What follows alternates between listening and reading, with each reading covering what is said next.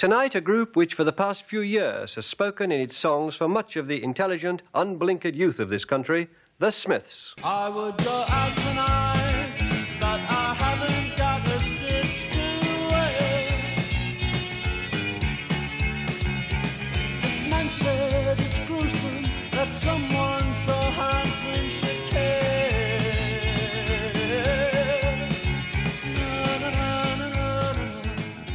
The Smiths. Widely seen as the most important British band of the 80s, this Mancunian four-piece virtually reinvented pop music, breathing new life into a stale music scene and featuring the most charismatic frontman of their generation. I think the Smiths shine out of the 1980s like a beacon. Just at the point where drum machines and synthesizers were killing real music, thank heaven the Smiths came along. It didn't sound like Cream, or it didn't sound like the Rolling Stones, it didn't sound like the Beatles, it didn't sound like Buzzcocks. I just loved the spirit of the noise I was hearing. I mean, the guitar, especially Johnny Marr and guitar, a great guitarist. With me, a melody has always come first, and I just thought they had some great melodies. This programme is a review of the Smiths' legacy, the music they created and the way they created it.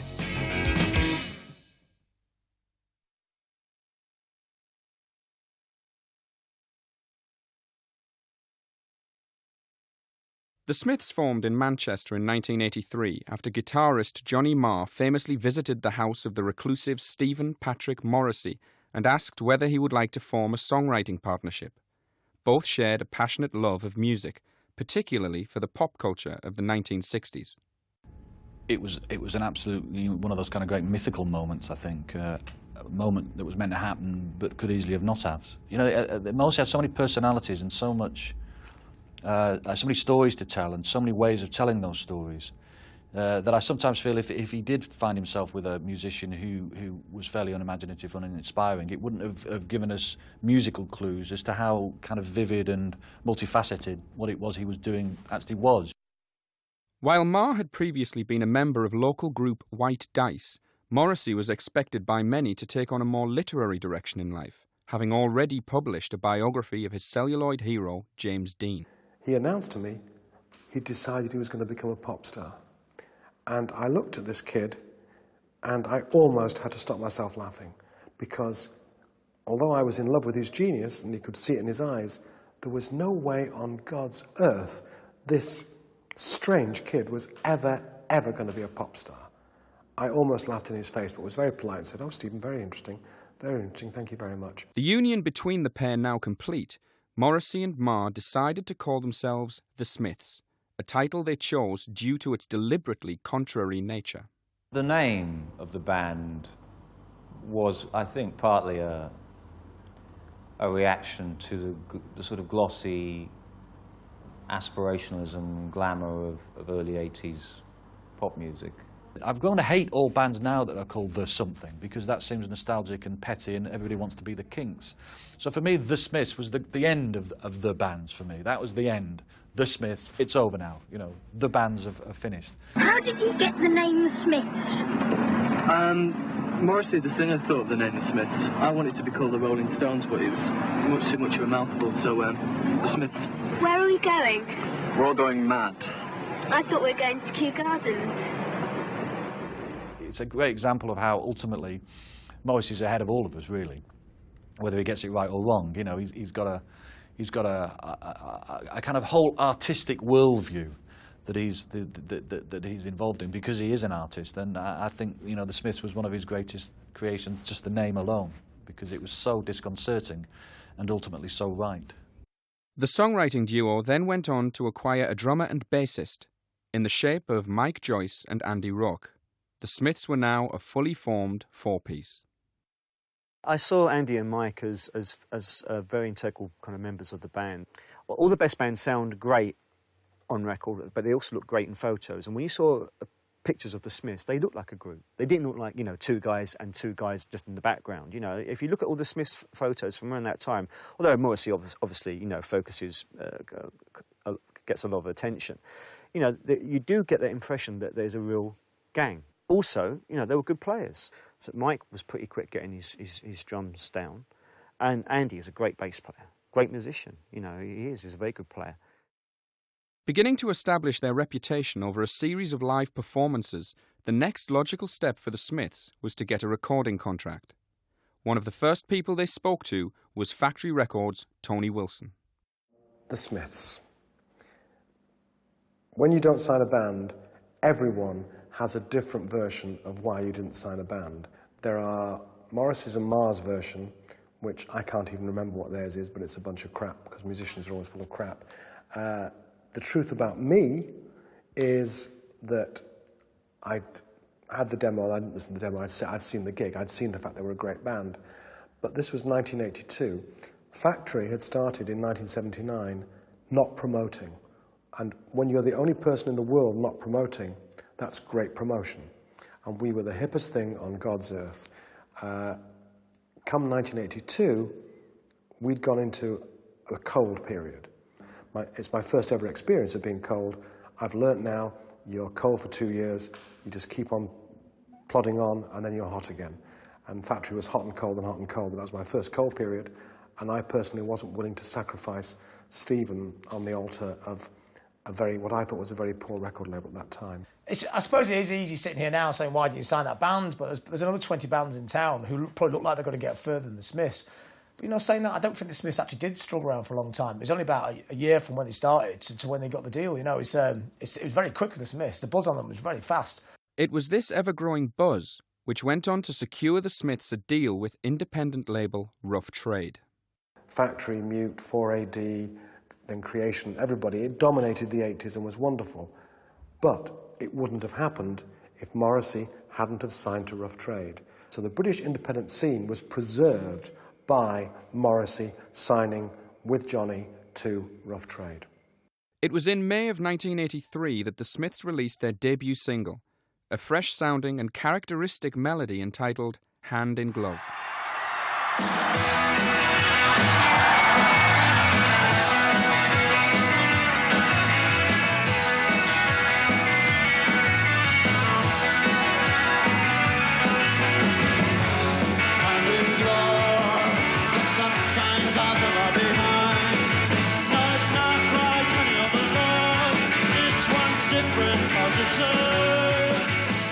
Hand in Glove is not one of the greatest songs in the Smiths canon, but it's a crucial track in terms of introducing them to the world, because just at the point where a lot of people are saying that synthesizers are making guitars redundant, along they come re-establishing traditional four-piece guitar rock with Johnny Marr's jingling sound.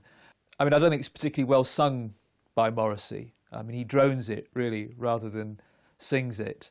But it does put down the marker, both for the sort of return of guitar rock, indie guitar rock, and also in terms of some of the themes that he then developed in his songwriting. Musically, it pretty well sets a stall for the rest of the Smiths' career. You know, there's the sounds right from the start. You know, the melodic bass, the jangly guitar, Morrissey's kind of falsettos and croons, and the very kind of meat and potatoes drumming, keeping out of the way, but it's quite punchy as well in the background. So it does link in from punk. You know, it's not like we've gone backwards here. There's still like a punchiness that you could still go out getting a bit of a mosh pit over it, even though it wasn't a heavy metal song or a fast hardcore punk song. And everything depends upon how near you stand to me. And if the people stare, then the people stare. Hand in Glove was an important record in as much as I think it was probably, it served to teach them what it was to put out a record, what the excitement of having your own 7-inch, you know, working out the sleeve, trying to get an identity for yourself.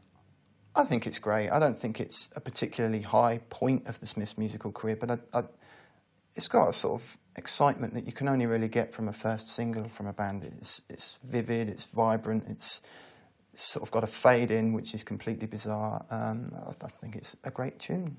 Hand in Glove failed to reach the top 40, yet sold solidly on the independent circuit, helping to further establish the band's already promising reputation.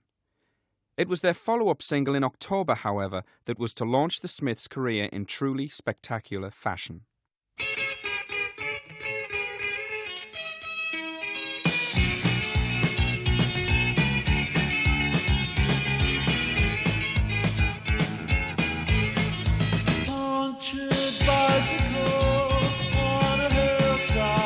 shoulders.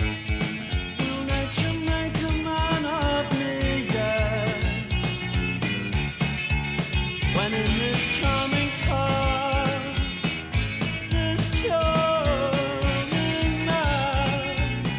This Charming Man is just a very beautiful, wonderful record. And to be honest, that's one of the odd things. You do expect great bands to write their hit singles for the time of their second album, not for their first time out. So that to me is quite a shock. I always think A&R when I go, I don't hear the hit single. I always want to shout, they haven't fucking written it yet, you idiot. So to come up with This Charming Man that early in their career is really quite special. It just flew, that single, didn't it? It was just amazing. You could not fault it. It was just, I think that was when you suddenly thought, Johnny Marr, you're a genius. You know, you're a complete genius. Listen to that guitar, you know. I would go out tonight, but I haven't got a stitch to wear. This man said it's gruesome that someone so handsome should care. I think This Charming Man is probably my favourite Smiths track. I have never, ever tired of hearing that song. There's something about it. Morrissey's voice, the story of the song, the guitar, which is just instant, it just grabs you right away. And I think that was the template for the rest of the Smiths' career, really, despite the fact that they had other great melodies and songs and lyrics going for them. That kind of like set the tone. And so I think that was a very important single. Well, I suppose with whatever else This Charming Man had, it was a great pop song. So, you know, the cryptic nature of the words didn't really get in the way of the fact that it had great impact. And they didn't sort of dress up in the way that pop groups did. They didn't, you know, kind of look like they were paying attention to the idea of styling themselves. And yet they were. It instantly looked like an unusual type of pop group. It was very exciting because Hand in Glove was a different thing. It was a kind of dark, strange thing, but This Charming Man was the Smiths. It was absolutely essential Smiths. After the success of This Charming Man, the Smiths began to feature prominently in the pages of the music press. Yet the distinctly ambiguous nature of the song lyrics, as well as those of Hand in Glove, began to fuel speculation as to Morrissey's sexuality. Well, he called himself the prophet of the fourth sex, and it's, you know, of course it's insane to think that you can step outside of gender or sexuality, but isn't that what we want pop stars to be? Don't we want them to be mad, or at least making mad gestures? And the maddest thing about Morrissey is he got away with it. I mean, he succeeded. He really did seem to reinvent gender. He became his own special creation. And that applies to sexuality too. Usually rock frontmen, it's always about, it's a very macho thing, or it's you know, a very dominant thing. But Morrissey was like, it was very odd, you know, it's, because there's a certain femininity what he does, but and a campness, but there isn't really either, because he's quite a stocky guy. He doesn't look soft, you know. So it's not like your classic kind of archetype camp frontman like you'd have in a new romantic band, who was somebody who'd be pretending to be camp. I really believe Morrissey is a bit of a one-off, and the whole sexuality thing obviously put an element into his songwriting where people didn't matter whether they were heterosexual or homosexual or boy or girl, they could all find a connection lyrically with what he was writing.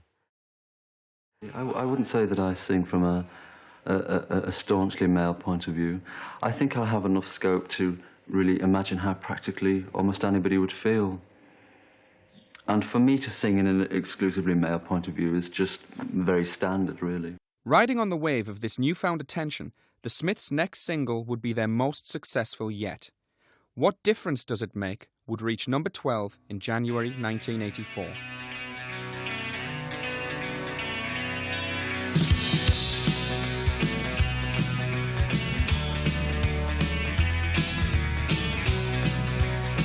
All men have secrets and here is mine, so let it be known. For we have been through hell and high tide, I think I can rely on you. And yet you start to recoil, heavy words are so lightly thrown.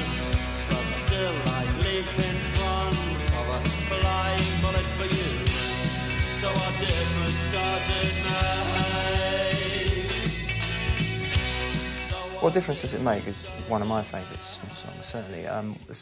From the moment you hear it, you know that it's a slightly darker vibe to This Charming Man. It seems to be angrier, a more malevolent kind of force at work here. This is a different Smiths you're hearing. And for it to go into the top 20, that's unique. It's like a blues record crossing over into the mainstream or something. It really is a unique achievement, I think. And I'm sure they must have been as proud as you can imagine after This Charming Man, which is, to all intents and purposes, a more accessible song. For something like this to go higher in the charts, a good 12 places higher. And these are the times when the charts actually meant something. That's grand. It couldn't have happened to a better song. So what difference does it make? Oh, what difference does it make? Oh, it makes none, but now you have gone, and your prejudice won't keep you on tonight.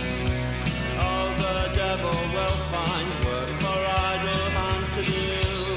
I stole and then I lied just because you asked. This Top of the Pops appearance to promote the single was one of an infamous series which would transform the band from music paper favourites to much discussed household names. I remember seeing him on Top of the Pops doing that, and it was quite extraordinary because it was almost voyeuristic, really, because here is this guy singing these sort of introverted, very kind of almost tortured songs, and yet there he is on Top of the Pops, sort of whirling like a dervish, flailing his arms around, and it's almost as though you're watching somebody through the keyhole doing this in front of their bedroom mirror. That was the reaction I remember. I think the Smiths' image was important too, because they were anti-pop establishment, particularly Morrissey being the focal point of the band, and the fact that later on he'd be sort of affecting a kind of Johnny Ray hearing aid sort of style. The fact that he had flowers in his back pocket, and all that kind of stuff, and he would be seen on television wearing glasses, and his hair kind of evoked a kind of almost a rock and roll sort of 1950s look. In February 1984, the Smiths released their self-titled debut album.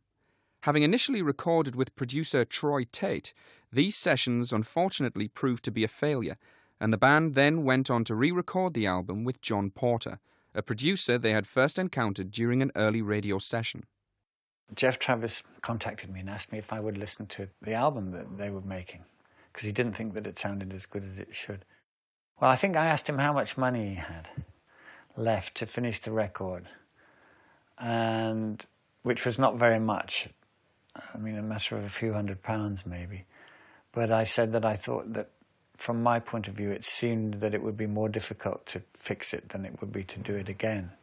The sessions were fun, the music was good, and the fact that This Charming Man started to do well was great. And I think that at the time it was apparent, that there was a particular combination of people and abilities there that was something a little out of the ordinary, and I think that there was an idea that this thing did have a bit of a longevity to it that could go further, really. They were young guys from the north of England, and they didn't really have much of a clue about how, other than, they had a clue about how to be a band and do what they did, but they didn't really know much beyond that. And so having been in the same position myself, only a few years earlier, I kind of identified with them and felt that they were I felt sort of protective towards them, and I liked them. And Johnny was a good player. I liked his attitude. I liked them all, but I particularly thought that he was I was always, being a guitar player, I like good guitar players, and I recognised that he was potentially a really good player. Morrissey was slightly more problematic to work with, in that I guess he had an attitude, or more of an attitude, because that was his thing. I mean, it was all attitude, and he didn't leave it at home. So if I was trying to get a straight answer out of him about something, quite often he would be trying to find some scintillating reply rather than just, giving me an answer. I would have to say, even during This Charming Man, right from the beginning, you know, it was very much the Smiths and Morrissey, or the band of Morrissey, and together the combination was the Smiths. But you know, the vibe in the studio was always good. I mean, it was always really pleasant guys to work with. I mean, I wouldn't have anything to say against them in that score, really. We ended up having certain conventions about how we would work when we recorded, and certain musical conventions, which I suggested to Johnny early on, that we should always have a guitar intro on their singles, which records had stopped having. But when I was a kid, I used to love guitar intros. I mean, I'd buy a record if it had a good, you know, like Chuck Berry records, always had a great intro, and within 2 bars you knew exactly who it was and what was happening. And so I tried to bring that back to a certain extent with them, is that within 2 bars of hearing this guitar thing, you would know it was the Smiths.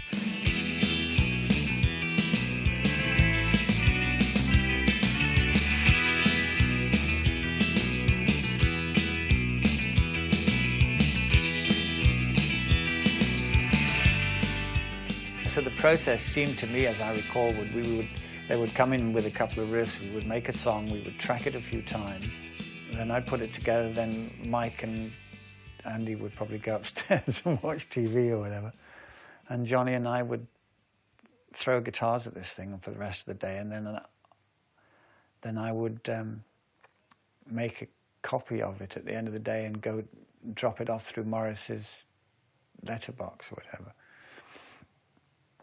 And then he would come in subsequently with his notebook and stand in front of the mic and just sing. I mean, they were quite excitable, and they, well, you know, the world was a younger place back then, but and I guess it was their first time in a big studio, but it wasn't really that, you know, it was a West End studio, but it wasn't, you know, one of the sort of deep, thick shag pile carpet type studios. It was a slightly more, it's more a down-to-earth affair than that. So, and I think that was beneficial. We chose that, you know, for a reason, because we'd had good experiences with people, you know, feeling very at home in that kind of a situation, and I think that worked, you know. So yeah, it was a good first outing between us, I think, definitely, yeah. The Smiths' first album entered the charts at number 2, proving to be both an immediate critical and commercial success. Nowadays, however, it is often regarded as being among the weaker elements of their catalogue. Yes, I think the first Smiths album, it wasn't still quite focused that we were in the presence of a kind of genius, of a kind of revolution. I think everyone was still getting used to it all, if you like, you know, and they were. So there was a weird kind of level of no one quite, it was almost really strange, no one quite paying attention, if you like. I think it's the kind of student bedsit album par excellence. Sort of every emotion that is running rampant at that time in one's life, Morrissey seemed to have a song about it. However, the album is somewhat derailed by a very muddy production, and that's the only thing that I think keeps it from being regarded as one of the great debut albums. Song-wise, I think it's pretty much there. There was never a feeling of being let down with the Smiths. It was as if everything was going to plan. I can't remember disappointment or moaning. You know, bands will do that. They'll do a record and they're like, yeah, this, that, and then that happened, and oh, I could have done that better. And no, there wasn't any of that at all. There wasn't any of that at all. I think some of the embellishments or some of my little ideas were not that well received at the time by their fans. And and they may have been right. Who knows? It is what it is. Certainly at the beginning, when they were a forming band, I'm absolutely sure that they have a great deal to be thankful for the input that John Porter put into them, and the kind of musical knowledge and depth that he imparted there was, you know, maybe I like to think that I had some input into the kind of sound of the thing as well, but I mean, musically he was crucial, and I think that maybe over the years that he hasn't really had the credit he deserves on that. Some material on the band's debut album would also go on to attract a wholly different kind of press attention. Suffer Little Children, one of Morrissey and Marr's earliest compositions, had become the subject of much controversy due to its explicit references to Myra Hindley and Ian Brady, otherwise known as the Moors murderers. On these bleak and desolate moorlands, 1,600 feet up in the Pennines, senior police officers believe they'll find 2 more bodies, possibly a third. Digging began again this afternoon after thick mists made a search impossible this morning. 20 detectives and 3 dogs concentrated on the rocky outcrop just alongside the main Manchester-Barnsley Road, where the body of 10-year-old Leslie Ann Downey was found on Saturday night.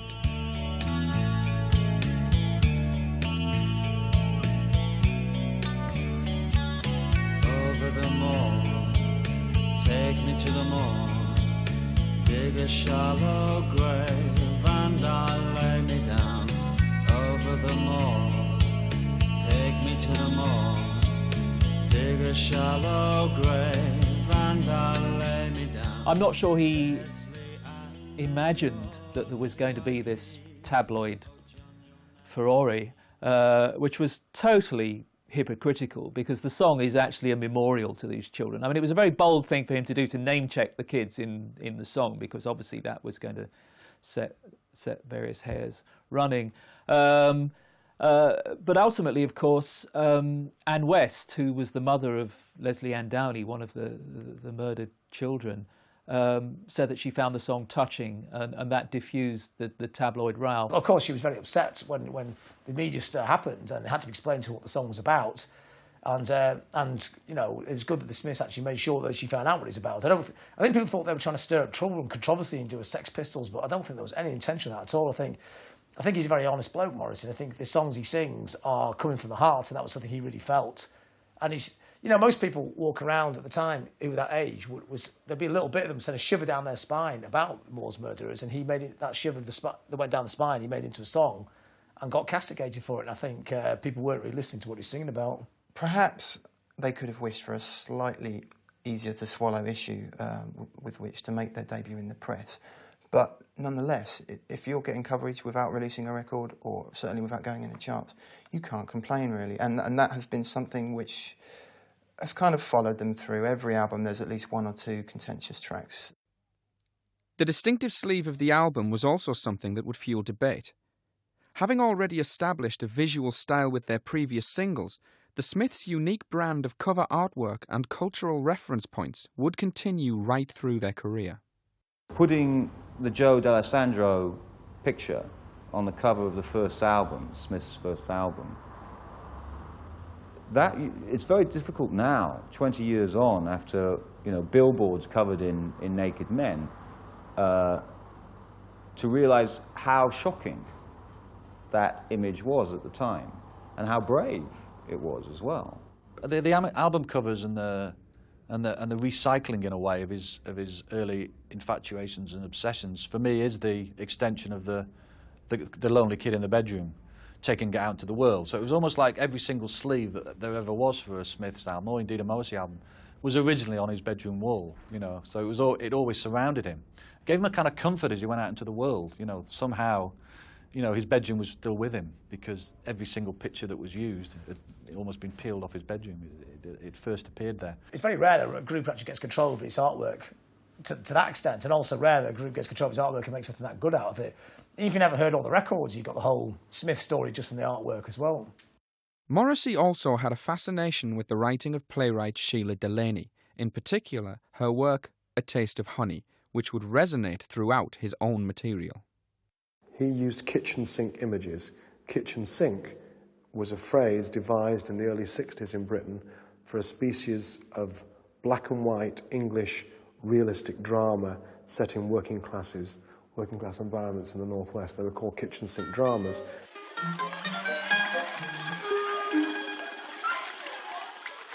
You're not much good at netball, are you, Joe? No, I'm bad on purpose. Are you going dancing tonight? I can't. You never go anywhere, do you? I haven't got any clothes to wear, for one thing. And for another... What? We might be moving home again. Like a couple of gypsies, you and your mother. So what?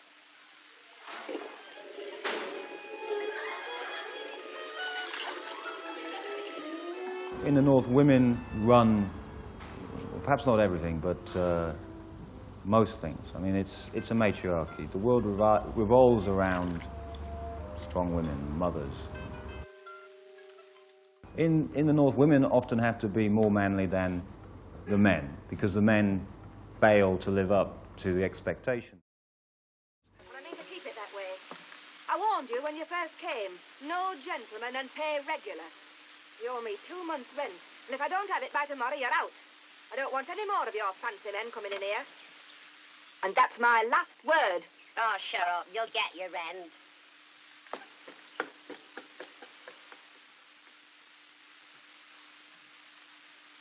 Suppose that means another flip.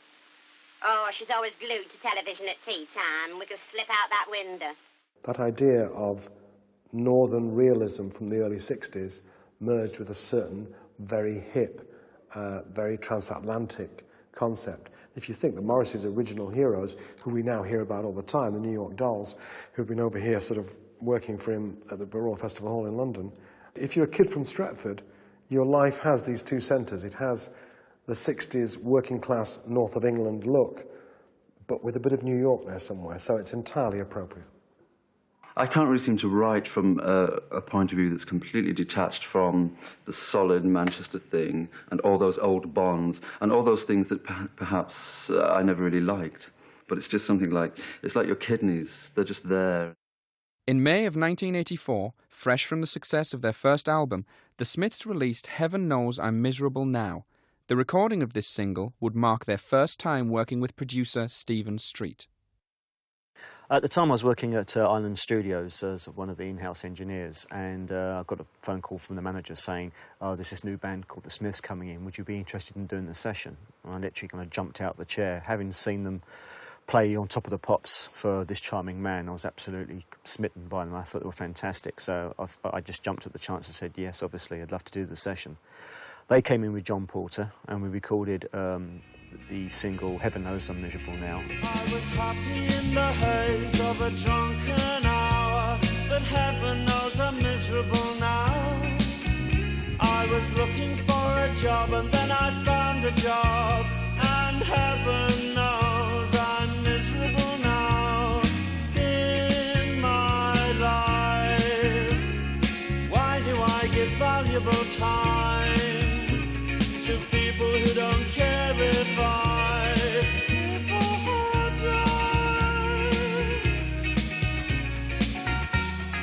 mean, he got a lot of flack for that song title, and of course it was very, very easy target for TV comedians to parody him. And so it worked a treat, really, because the song is again quite an uplifting song. I mean, the title, it's ironic. Is you think, God, do I really want to hear that? And you listen to the song, it's like, oh, I feel a lot better for hearing that.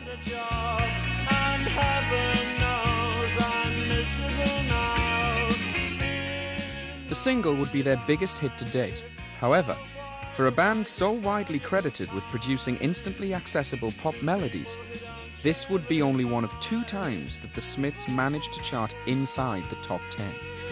It's difficult for the Smiths to have loads of hits, because what you need to have a hit, you need to have daytime radio play. And daytime radio play then, like it is now, is utterly awful. It's controlled by major record labels, it's controlled by people who think they know better than you. I really don't understand why Radio 1 was so reluctant to play their records. I mean, perhaps they just weren't as commercial as they first hoped they would be. I mean, obviously, you know, This Charming Man is a great, you know, it is quite commercial. It's very catchy. It's got a great kind of Motown-type rhythm to it, and it, you know, bangs along at a fair old pace. And I think perhaps subsequent singles later on in their career, you know, they weren't as commercial as those songs. So Radio 1 were just reluctant to kind of give them a lot of daytime play. You could hear the Smiths on the evening shows on Radio 1. John Peel would play them. I would play them, certainly. And in fact, when I came to Capitol, I would continue to play the Smiths because I just thought they made great pop records.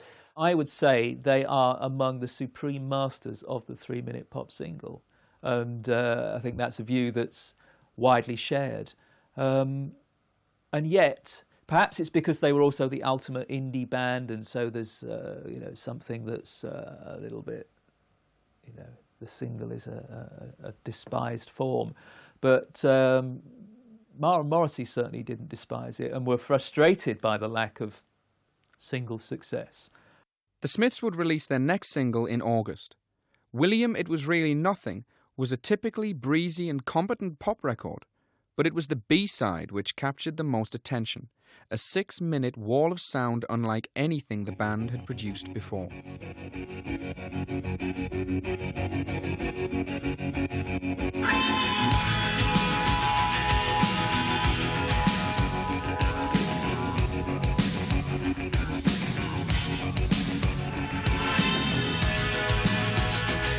The sun and the air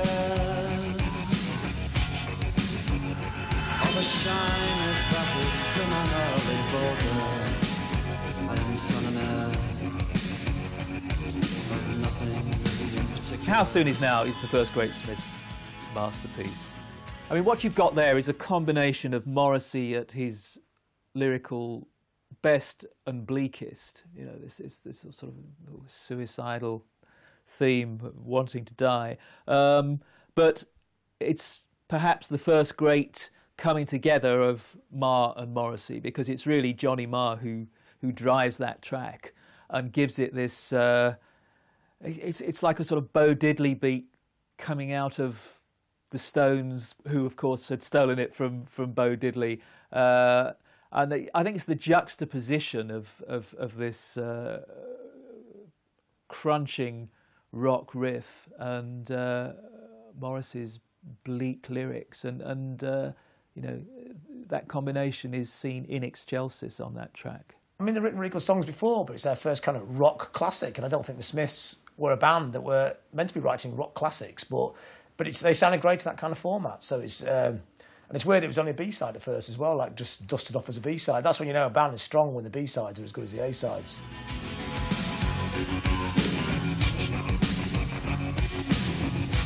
The innovative new sound on display would also mark a significant step in the development of Johnny Marr's guitar work. He would play these little patterns that were built around chord changes, so there would be a lot of chord changes, sometimes, you know, they would change like twice in a bar or whatever.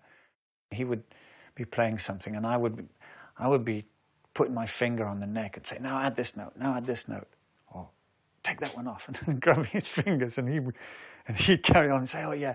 And if he dug it, he would go for it, and if he didn't, he'd say, no, I don't think that's right. But it was very much a hands-on thing. But quite often we would do this, and then I'd say, no, that's great, that was great. And he'd say, no, I can do it better.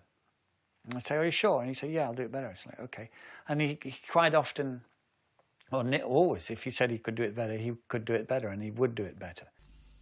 My style is influenced by basically American and English folk guitar. I just take it and sort of try a little bit more aggressively and go... The music had a really weird quality. It was sometimes like, it was like really ancient somehow. There was a quality, it could almost have been on 78 RPM, but there was also a sense it was being sent back from the future, that it was a, you know, it was a very odd kind of combination of being very traditional and very conventional, but also very strange and very, you know, filled with a kind of romanticism that I think, you know, really helped you hear that something was going on that was interesting, even before you'd really understood what Morrissey was doing and how far he was going with his lyrics. Somebody who really loves you. So you go and you stand on your own, and you leave on your own, and you go home and you cry and you want to die.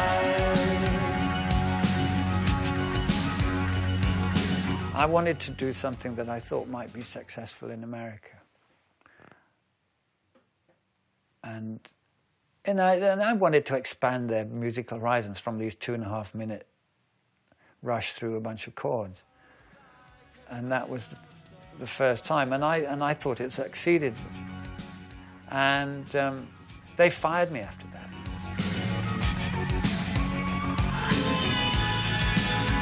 I think that basically the consensus was that I was taking them in the musical direction that was probably not where they wanted to be. At least that's the impression I got. And I think that came from Morrissey and from Jeff. I don't think it came from Johnny. I think Johnny was really digging it. How Soon Is Now was also included on Hatful of Hollow, a collection of B-sides and John Peel sessions released in late 1984.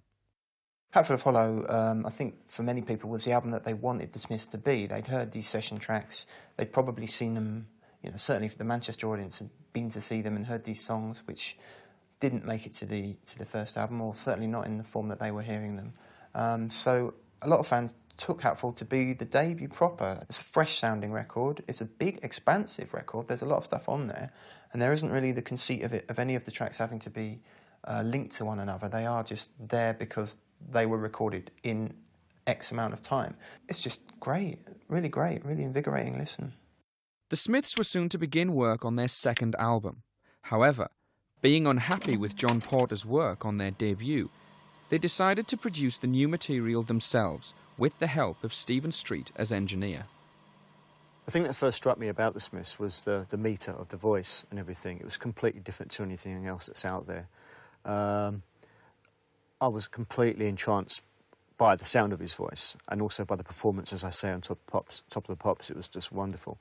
And the sound of Johnny's guitar playing was, to hear kind of this kind of multi-layered, but yet at the same time clear guitar parts kind of going together was, it was fantastic. So, it was really kind of the kind of thing I wanted to be involved with as a engineer, hopeful producer, In February of 1985, the Smiths released Meat is Murder.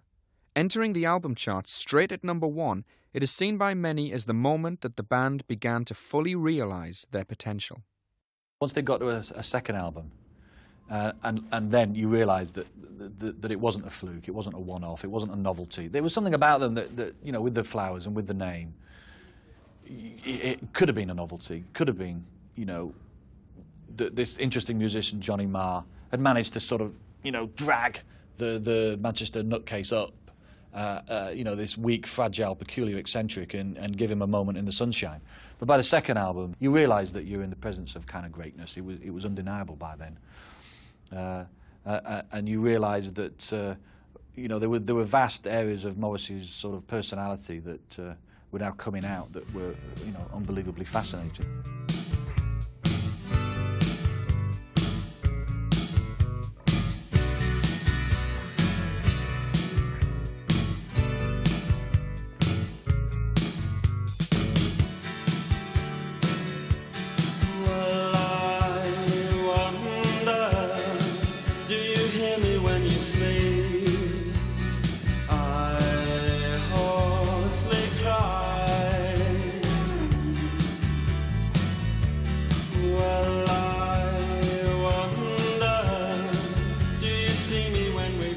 You've got a huge development, I think, in the sound of the band here. I mean, number one, it's far better produced than the debut album. But then also, I think Johnny Marr is emerging as an absolute guitar genius by this stage. And Morrissey himself is singing a lot better. He's been sent off to a voice coach, and his range has expanded, and he's started realising what he can do with that sort of falsetto whoop. It was a little bit, the first album was a little bit like Innocence in a Studio, and Meat is Murder is much more people who know what they're doing, and they're achieving exactly what they want to achieve. The backing tracks came together pretty quickly, to be honest with you. We'd get Morrissey's vocal on pretty quick as well. We wouldn't wait till every overdub was done, then put his vocal on. The idea was get the vocal on and then see where we had to go with, where things had to be filled in, where we needed more, where we needed less. And it was great working with Johnny, because obviously here there was a situation where it was just myself working with Johnny. And so it would be a constant thing of me trying to impress him by trying to get him a good guitar sound, or, a good setup, or getting a different drum sound for different songs. And, I was his soundboard. Johnny would try something, and, it would be a case of, is that okay? And then, I was like, of course it is, Johnny. It's great. It was the title track of the album, however, that would prove the most controversial. A sprawling, melodramatic anthem against the perceived evils of being a carnivore. I'm fancifully fried is not succulent, tasty or kind. It's death for no reason, and death for no reason is murder. Amidst Murder itself, the title track, is completely over the top. There's this thing about Morrissey whereby everything is a sort of moral absolute. And so, you know, he's sung about child murder and he's opposed to nuclear weapons and doing benefits for CND. And he clearly equates vegetarianism as you know, a moral absolute on the same par as war and child abuse. There's a lot of anger in that record as well. It's, you know, it's, for someone like me who grew up punk, it was like a great punk record. You know, it's like the Clash again. It's like the Pistols. It's like it's saying something. You know, in political terms, things needed to be said, especially in the mid-'80s, which, if you put in the context of times, is like this utterly selfish time of people making money. Rah rah rah. Margaret Thatcher, isn't she great? And all the pop groups are either agreeing with that or keeping their mouth shut. It's great. You actually have somebody standing up there, right in the middle of the pop mainstream, going, "No, Margaret Thatcher's awful. She's wrecking the country. She's evil." This and you know, and you know, vegetarianism, sticking up for that. And these are not very fashionable things to say at the time, you know. The vegetarian thing was like, yeah, this makes total sense. You know, we don't want to be involved in killing poor innocent animals. It was really quite militant. I can remember the road crew, you know, having to sneak off and have burgers and hot dogs and things. I'm like, don't tell anyone. You know, I'm just nipping out now. It was a kind of it was a real demarcation line between us and everyone else, and it felt really exciting. I mean, I like the didactic Morrissey. You know, some people felt that he lost something when he started writing in this more political vein, but I was all for it. The Smiths' next single would be a song that had not featured on Meet His Murder. Released in March, and in contrast to the success of their album, Shakespeare's Sister would be a relative commercial failure for the band.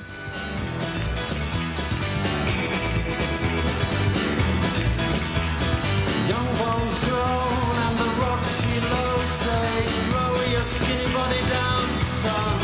But I'm going to meet the one I love. So please don't stand in my way, because I'm going to meet the one I love. No, mama, let me go. I don't know why Shakespeare's Sister wasn't a success. I mean, it's another suicide anthem. Morrissey is deep into this sort of doomy songwriting at this stage, but the single bombed. But then, actually, from this point on, the Smiths go into a period of singles that don't even make the top 20, which is quite extraordinary. For me, I thought we never quite cracked it, to be honest with you. I felt that the single wasn't as good as it could have been. I wasn't happy with the final mix on it, but it was one of those things where it was gone, it was out there, you know, it was in the marketplace, and there wasn't much you could do about it. I think there's a slight shift in the sound there. They're changing the sound slightly. I think people weren't ready for them to change the sound at that point. And Shakespeare's Sister to me is like it's kind of a hint at what's about to come next. It's like the next kind of sound. But I think all their singles are great. In fact, the best way to listen to the Smiths is to actually listen to all the singles in a row. Like in the 60s, if you want to listen to the Kinks, who did make some great albums, but the best way to listen to the Kinks is actually listen to the A and B side compilation album, and every single song is amazing, and it tells the whole story of the 60s in one go. And the Smiths, because they weren't going long enough, but they did tell the story of the mid-80s with their singles. You know, each one's a little vignette, and each one's a little comment on what's going on at that point of time, or a little feeling of what's going on at that point. I think Shakespeare's Sister, not their best single, but nowhere near the worst single. One thing highlighted by Shakespeare's Sister was that no matter how much they continued to evolve their sound, the Smiths could always rely on the often overlooked musical support of Mike Joyce and Andy Rourke. Whether it's by choice or just by or accident, Mike Joyce was the perfect drummer for the Smiths. It's very, very simple drumming. But Andy Rourke is a really good bass player, very melodic, and it's a very important part of the sound, and Johnny Marr will say that all the time, you know, and a lot of the tunes you remember off the tracks may well come off the bass, you know. I don't really go along with this argument that they were completely dispensable. You know, they seem to be an integral part of it to me. The Smiths' next single would also prove to be something of a disappointment. That Joke Isn't Funny Anymore, a celebrated Meat Is Murder album track, would only reach number 48 in the charts. This was followed up by a newly recorded effort, The Boy with the Thorn in His Side.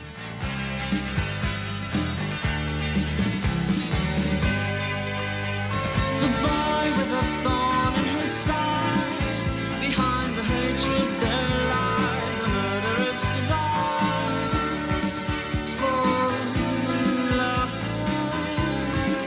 How can they look into my eyes and still they don't believe me? How can they hear me say those words? The Boy with the Thorn in His Side was a great track, and I think it should have been a much bigger hit. I think, first and foremost, they weren't very keen to embrace the idea of making videos for their singles, the Smiths. So they didn't do themselves any favours in that respect. I mean, at the time, MTV was really kind of, growing, and all the British bands that were doing well in America at the time were doing well on the strength that they had very good videos to go with their singles. So I don't think that helped really at all. The Smiths, for a band that didn't want to make videos, they actually made really good videos because Morrissey obviously is a bloke who's completely into films, and the group looks very good. So you've already got all you need to make good videos there, because you've got somebody who's got an idea of a film sensibility. Somebody understands what looks good in the film and loads of reference points from films. So if there's something you'd like to try, if there's something you'd like to try, ask me, I won't say no. How could I? Coyness is nice, and coyness can stop you from saying all the things in life you'd like to. So if there's something you'd like to try, if there's something you'd like to try. At the time, the videos were like, Duran Duran sitting on a yacht. It's just rubbish, it's awful. But instead of complaining about it, make your own video. Make your own video, walk around the streets of Manchester as a riposte to Duran Duran's kind of pathetic flashing their money about kind of video. You make a down-the-hill, homegrown video. You just do the opposite.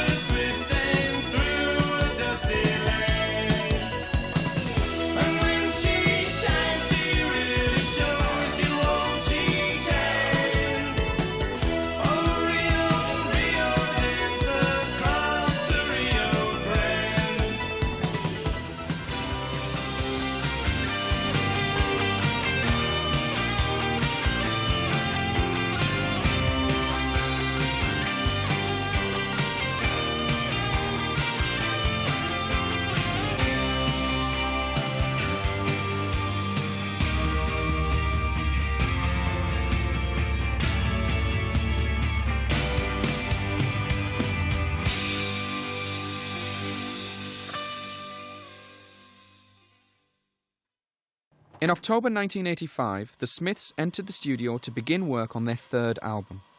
This would ultimately prove to be a difficult time for the band. Andy Rourke had recently found his heroin addiction spiralling out of control and, in February 1986, was sacked from the band.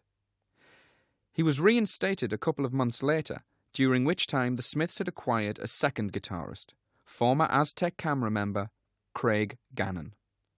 I think they'd been going about three and a half years before I joined the band. And I did think they were, as I got to know the stuff and what they were about, I did think they were a really different band, as I say. And one of the best guitar bands, around, really, definitely the 80s. But I didn't think they were going to be so important as time's gone on. They just seem to, have really taken that really influential, position, really. I remember thinking he was a good player, but he was just doing a kind of journeyman's thing. He was not getting in the way. He wasn't trying to. He really wasn't putting his personality on the tracks, and I think because he wasn't required to. He probably could have done, but I think that wasn't the idea. I think he was there just to provide a bit of roughage. Craig fitted the mould perfectly. He was very presentable. He looked great. He was you know, as another Mancunian. He fitted in as part of the gang, I felt. I only did one session with him. That was the one where we did Half a Person in London. A good session. I really enjoyed the session. We were there for about 4 or 5 days at Mayfair Studios in Primrose Hill, London. And the session went very, very well. To me, it made total sense.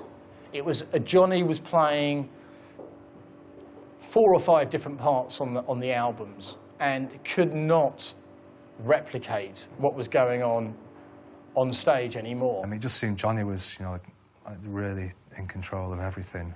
You know, and still with a lot of leeway to Mike and Andy about what they do. You know, they obviously had their say. But it just seemed like it was Johnny calling all the shots, and I thought this must be the way it works. You know, Johnny had to have that control. It was his band, you know, and it really worked well for the Smiths. Having survived such frantic rearrangements, the Smiths released their next single in May, a Rolling Stones-influenced number called Big Mouth Strikes Again.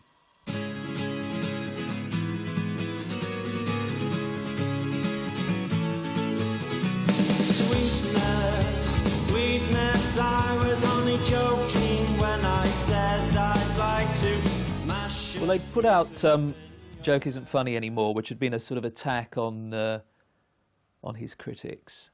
And so I suppose it was quite fitting that they followed that with this piece of self-satire in Big Mouth Strikes Again. You know, I love the way that he sort of, this pop martyrdom, and he makes this comparison to Joan of Arc. And this seems a bit portentous, but then he throws in this lovely line about her Walkman going up in flames that kind of diffuses it. It's one of their classic singles, and it's a great title as well. What a fantastic title, which I think is definitely alluding to that period of like Morrissey really shooting his mouth off at every single interview. It's I think he's definitely talking about himself there.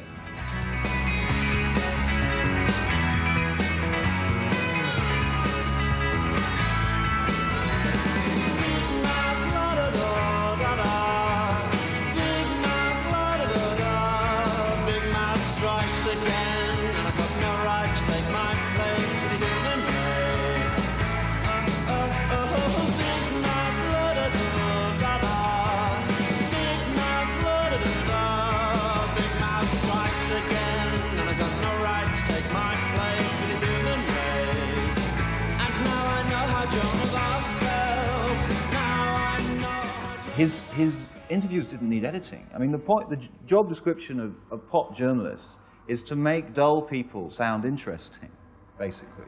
Most people get involved in music because they're not very good talkers, or they maybe don't have a great deal to say on a one-to-one basis. So that's what we have music papers for, you know, to make them sound interesting when they're not. Morrissey, they didn't need to do anything. The Smiths' next album hit the shelves in June 1986. Revered by many as their defining moment, The Queen is Dead had arrived.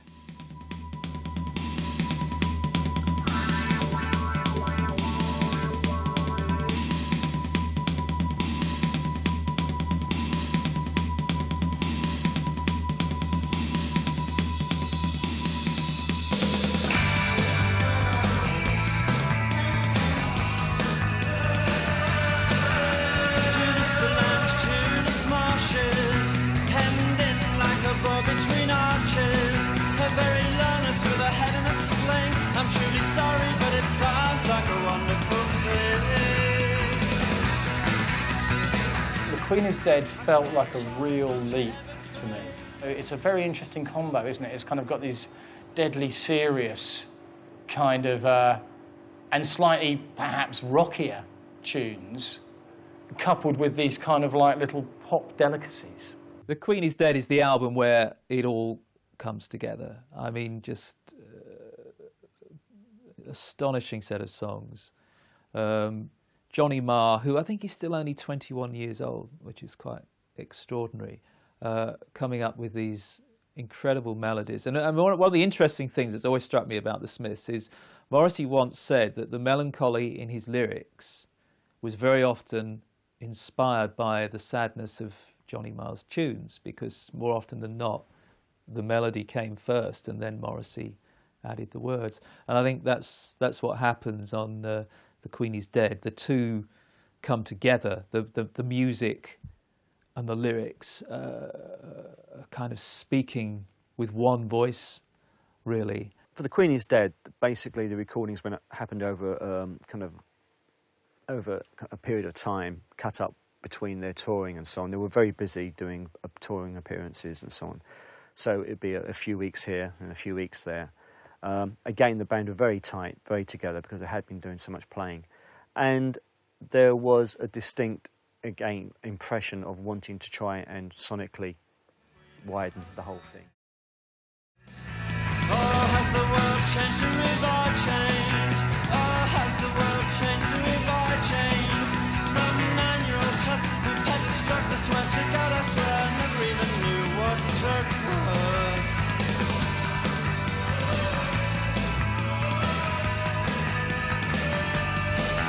So I broke into the palace with a sponge and a rusty spanner.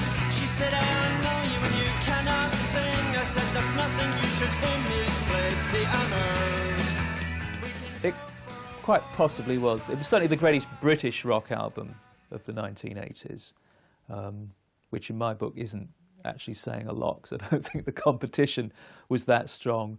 But it does stand as a masterpiece, and I know a new generation is still discovering that record and being astonished by it to this day. The real sort of archetypal Smiths album to me, I think, would probably be Meat is Murder. I just think that's the best album for me. I think The Queen is Dead is a lot more accessible, I think, and Strange Ways as well. But it's just one of those bands that all their albums are different. The title track, The Queen is Dead, is one of the defining moments of the Smiths' career. And it's not just an attack on royalty, it's actually an attack on the whole kind of moral decay of Thatcher's Britain.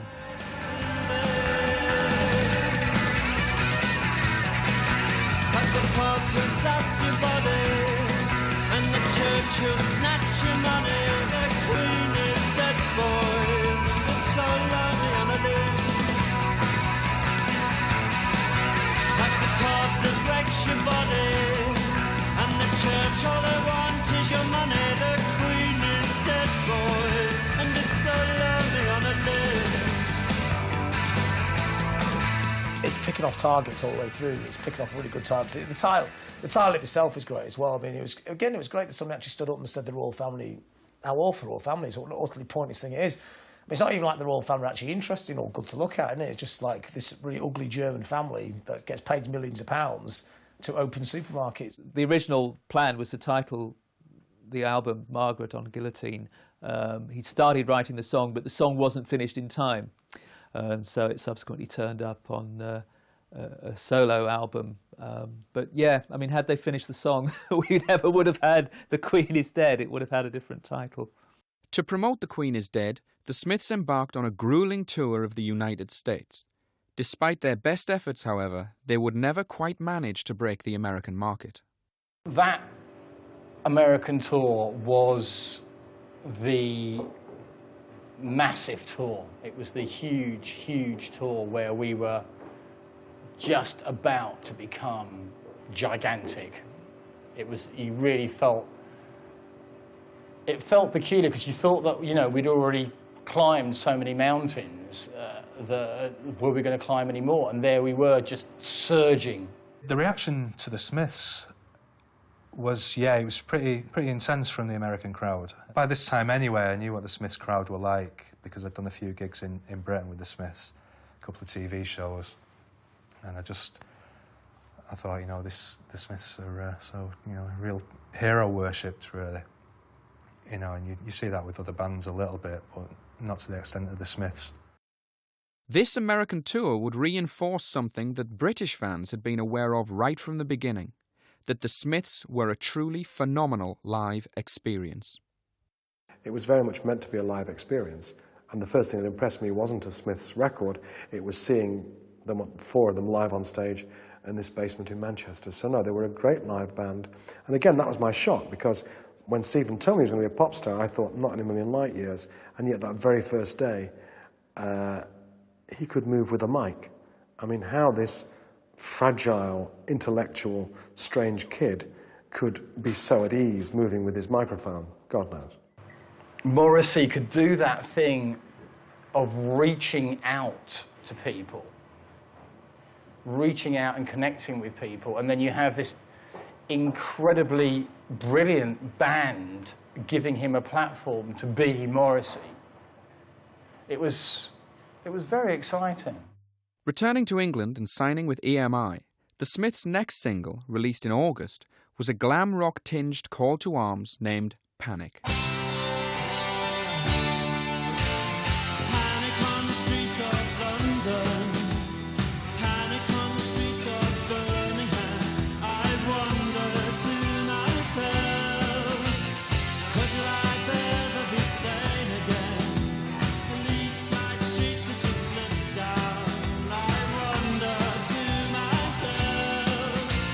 Panic, which followed The Queen is Dead, is the single that restores them to the top 20. I was really proud that Panic had been such a big hit, and that was the first track I played on with the Smiths. Proud playing on it anyway, because, you know, I was just really into the band by that point, but even prouder that, you know, it got to number 11.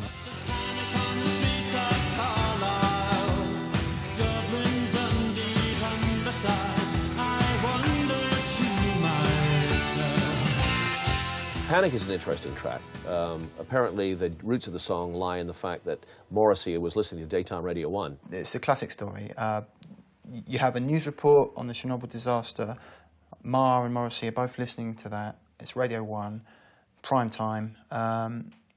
End of news report, terrible news. Next thing you hear, wham. The panic that he describes, he's imagining if we had a nuclear reactor melting down and how we'd react in Britain. But then, of course, being Morrissey, it becomes something else completely, because he then links it to this idiotic Radio 1 DJ, Steve Wright, who reads this news flash about Chernobyl and sort of then blithely goes straight into this track by Wham.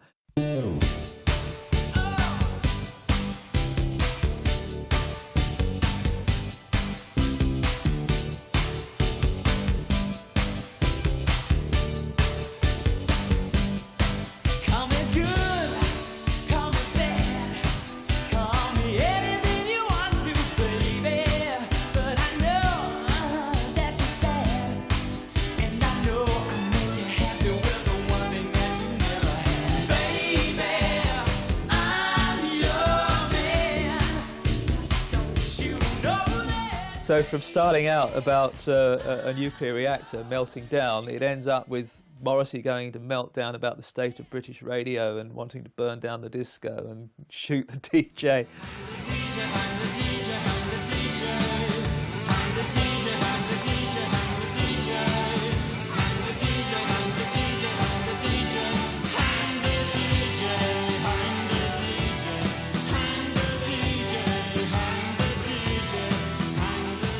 And then it also got tied up in this sort of controversy about his attitude towards black music. He gave an interview at the time in which he said that reggae was crap and 80s soul music was crap. And in some quarters this was interpreted as a sort of racist comment. I don't think it was. It doesn't mean if you hate reggae you're racist. That's a really weird thing to say. And now the press is starting to get picky at this point. They're starting to say really strange things, but they're trying to find an angle to get him because they got this perfect music paper pop star, and he was perfect for that time. They're trying to find things that are wrong now. Let's make stuff up. Let's say he doesn't like DJs, therefore he's racist. I mean, but he's talking about white DJs, you know, on radio. He's not talking about club DJs, which he could be as well and could be applauded. You know, when about 3 years after this, club DJs are getting paid more than bands to play other people's records. The whole thing's gone absolutely crazy, you know. A couple of months after the release of Panic, Craig Gannon found his temporary status as fifth member of the band coming to an end. I said to Johnny, he's not a bad player, is he? And Johnny said, well, I've got a feeling his days are numbered. And I wasn't too sure whether it was because Johnny wanted him out or Morrissey. I'm more inclined to feel it was Morrissey wanted him out. It was just to the fact, really, that me and Johnny weren't getting on really. It was just a personality clash, I think. Every time I saw Johnny, it was, you know, I was treated pretty badly. You just felt like there was a lot of snide comments going on, really. I think in some respects Craig was his own worst enemy. He wasn't at that time, he wasn't a very articulate person. You didn't really hold long conversations with Craig. At that time, anyway, I was quite shy, and you know, I might have come across as, you know, being aloof or whatever, but you know, I just couldn't handle being treated like that, really. So, you know, I never spoke to Johnny and said, you know, come on, let's chat about this and, you know, sort it out, you know, and I'd probably just go back to my room and just want to be on my own for a while. I didn't feel that he'd been hard done by in any way. I feel that he'd been given, my personal view, he'd been given an amazing chance and hadn't quite grasped it with both hands, really. The Smiths' final single of 1986 would be Ask, followed early in the new year by another new release called Shoplifters of the World Unite, a song which highlighted Morrissey's fascination with the more disreputable elements of society. Now, today, tomorrow, and always. My only weakness is a list of crime. My only weakness is, well, never mind, never mind. Shoplifters of the world, unite and take over. Shoplifters of the world, hand it over, hand it over, hand it over. Morrissey's always lyrically been interested in kind of the ruffian types. I think he's, I don't know, I mean, people say maybe he fancies people like that. You know, that's, so what, you know, and then, but he'll sing about that because of that. Maybe that's it's a fantasy in his mind. Maybe he likes, maybe he isn't. Maybe he likes hang around the rough boys. He went to rough school, you know. Maybe he's singing about when he was at school.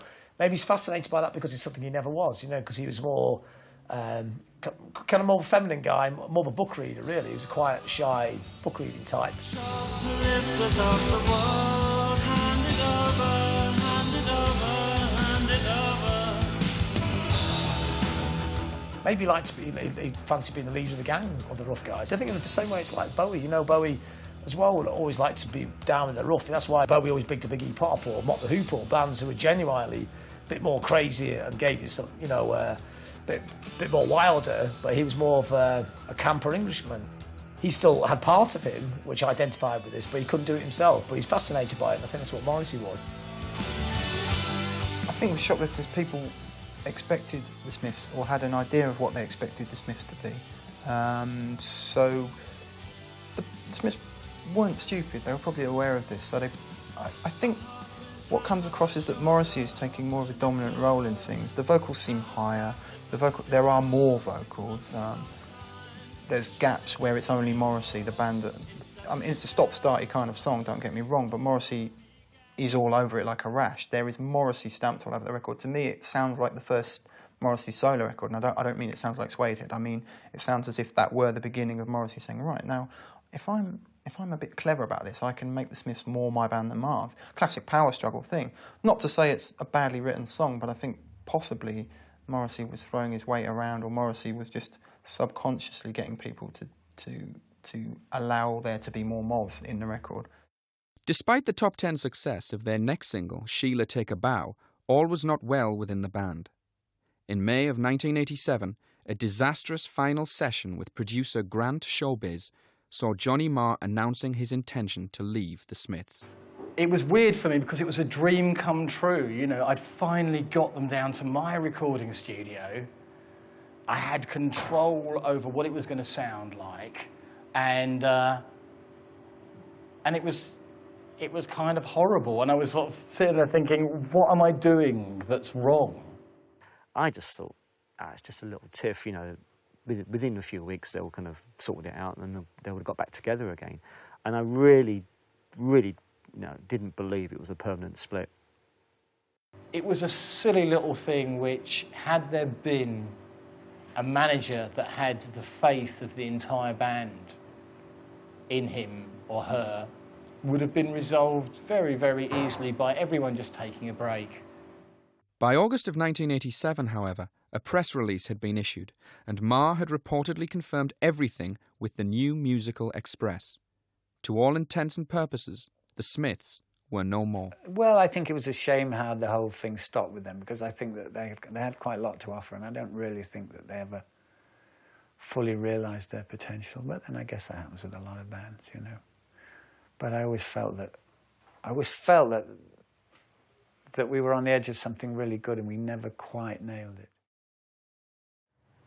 About Smith splitting up, I can't remember being surprised about it. I wasn't shocked, or I think,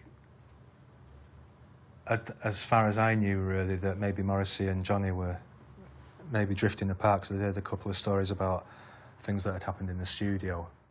I don't think it was inevitable artistically. I think it was inevitable personally.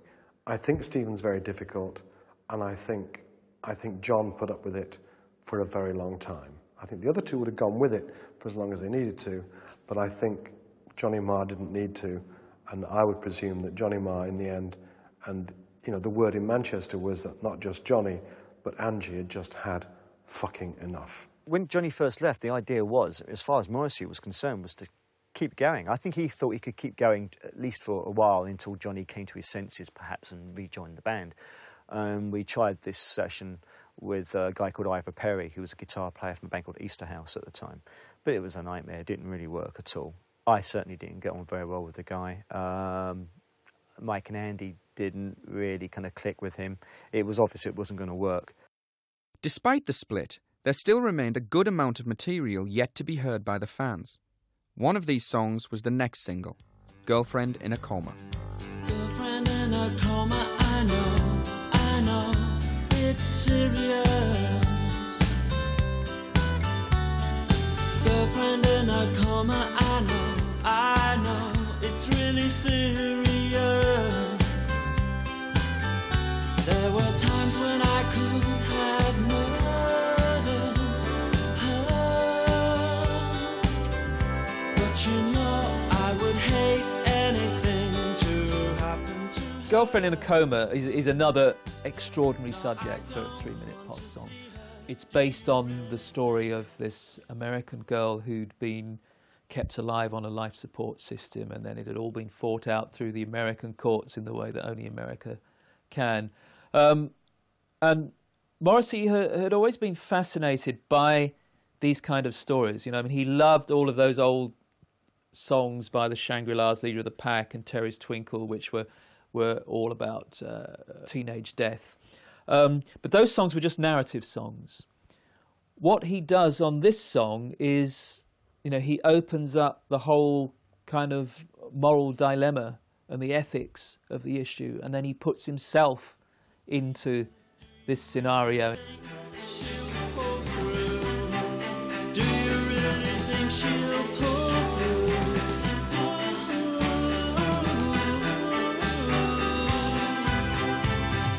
Girlfriend in a coma, I know, it's serious.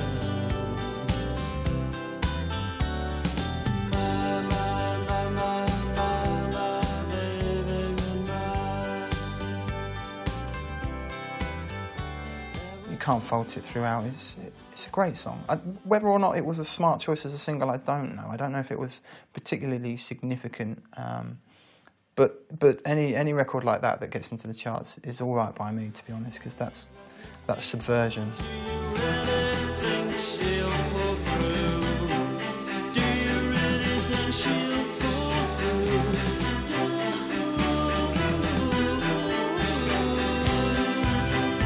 Let me whisper my last goodbyes. I know it's serious. Absolutely remarkable song. Although the B-side of that single was a Cilla Black cover, which may well have been the final straw as far as Johnny Marr was concerned, and he got on a plane and took himself off to LA and hardly spoke to Morrissey ever again. Released posthumously in September 1987, the Smiths' fourth and final album was called Strange Ways, Here We Come. I mean, to me, I'd probably stand alone in the Smiths fandom by thinking that Strange Ways is just the best record. To me, it's just phenomenal. It's like the Beatles. It's incredible. It's an incredible record. To me, it's fraught, it's exciting, it's short, it's concise, it has the Smiths at the very peak of their songwriting capabilities, I think. I don't think Strange Ways is quite as good as Queen is Dead or Meat is Murder. I think it's but this is splitting hairs here. It's still a really great album. It's 95% instead of 100%, and it's a classic album, but not quite the classic the one before was. I mean, you're looking at a very slight difference there, aren't you? It does seem as though Morrissey and Marr are pulling in different directions. Morrissey is... It's as if Morrissey is looking backwards and growing more kind of nostalgic. Marr is wanting to push on and expand the envelope. There's definitely a tension there.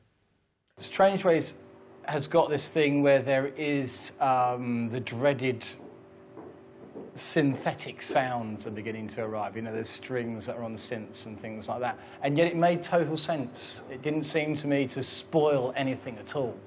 And the sessions that when it took place were just immense fun. I got the impression that perhaps some of the songs hadn't been worked on as much as they had been on previous albums. You know, they hadn't been played live or anything like that. They hadn't been rehearsed at sound checks or anything. They really were like, you know, the latest songs that Johnny had sent Morrissey on a cassette, whatever, and they were yet to work out with a particular key or, you know, tempo or whatever. So it was a little bit of like, you know, how many bars of this do we play? Oh, yeah. And then how many bars of that part do we play? It was still kind of getting sorted out a little bit. But the vibe was good in the studio. There certainly was no kind of feeling of like, this is it, this is the last album we'll ever make together. No impending doom in any way, you know. No impending doom whatsoever. One of the standout tracks on Strange Ways' Here We Come is Paint a Vulgar Picture, a savage lyrical attack by Morrissey upon the foibles of the record industry.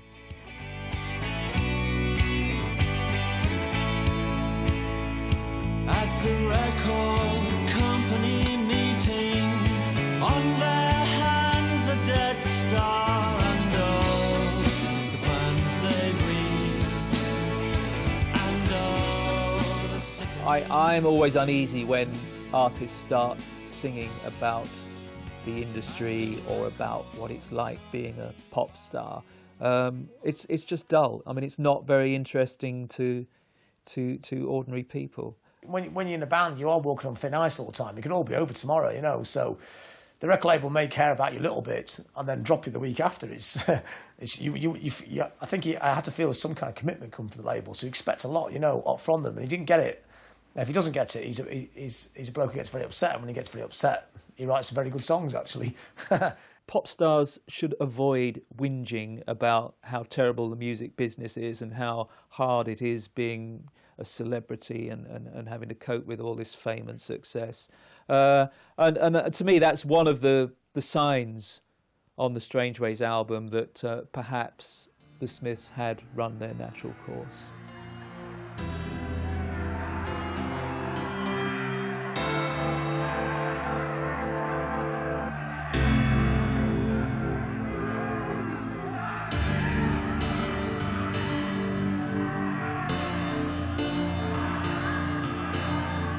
The Smiths had now officially disbanded.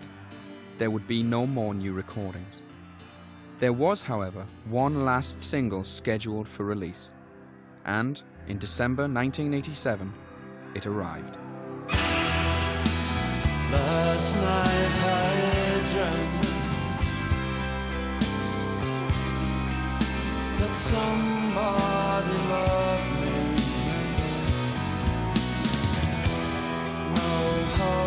No harm, just another false alarm.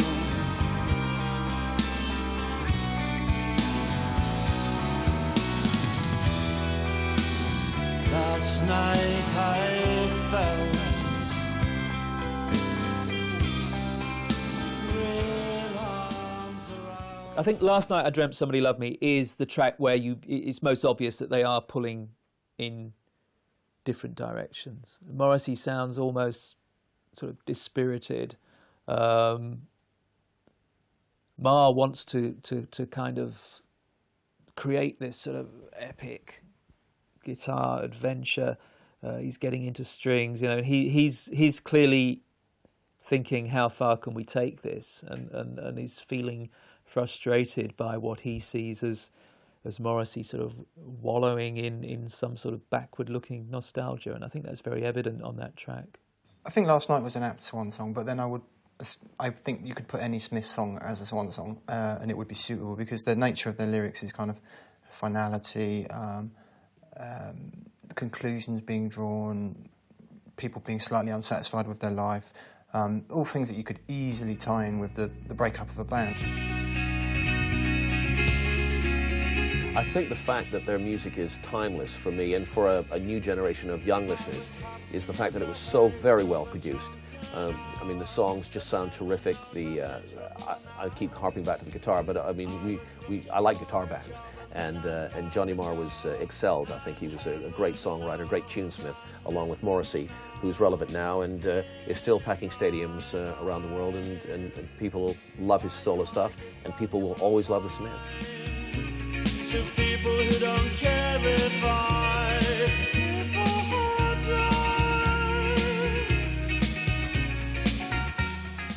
think they're one of those bands that just don't lose the following. They don't lose any fans. They're just going to keep gaining interest all the time, really. Looks on the broad scale of rock, they're kind of wimpy, pale-faced English band, but because actually they're not really. There's a lot of bollocks to the Smiths.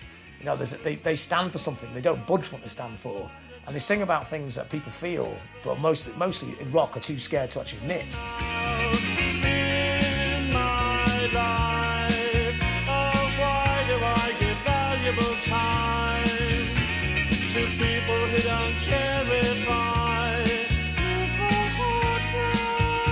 I don't think the Smiths have dated that badly. I mean, there's a lot of things that happened in the 80s that, you know, when you played it in the 90s, they really did sound very dated. It didn't really happen with the Smiths catalogue. It still sounds fresh, and it still sounds fresh now, I think. The Smiths ultimately are going to be remembered as, you know, one of the 3 or 4, you know, truly great British bands, truly great rock bands, because of that distinctive kind of combination of music, lyrics, atmosphere, and sheer presence. house too long, she said, and I naturally fled.